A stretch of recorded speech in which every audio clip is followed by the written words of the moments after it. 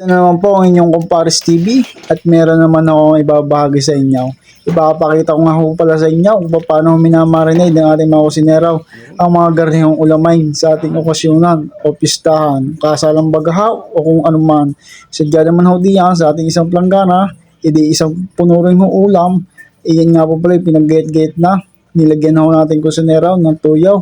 Sinunod na rin ho iyan ang ating oyster sauce, dalawang nga ho yan para gahong mabisa at medyo malasang-malasa talaga ho yan. Susunod na rin ho diyan ang ating magic sarap.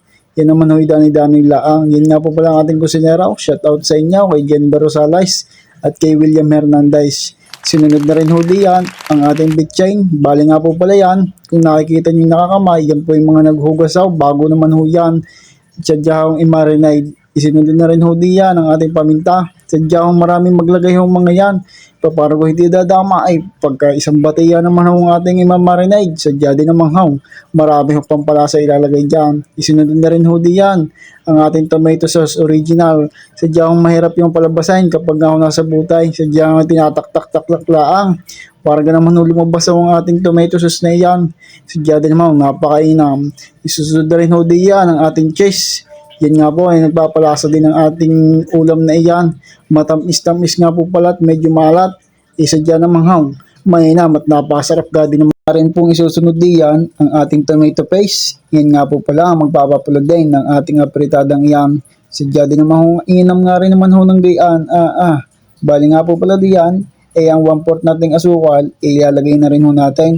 Ibubudbud nga natin ho ng paikaut. Yan nga po pala hindi magtatamisan, sadya naman sakto laang, yun nga naman ho'y kalkulado ng ating kusineraw.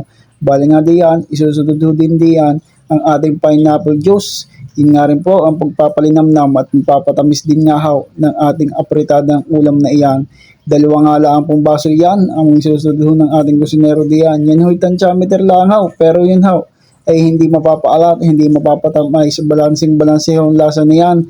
So lagyan pa rin ho ng suka. Isang baso lang din ho. Para ganaman ho umayos din ho ang lasa niyan. E di pag okay na ho, di halu-haluin lang ho natin yan ng papagayaan. Bali kung napanood mo nga po pala ang ating video ito, paki-like and follow and share na nga lang din po ng ating Facebook page, TikTok at YouTube. Sadya din naman hong napasalamat na lang din po pala agad ay. Yan nga po pala ang ating iminarinade. Yan naman isasalang na lang din. Pag yan ho napalapat na natin ang ating lasa din ho sa karne. Sadya din naman ho. Inam din nga naman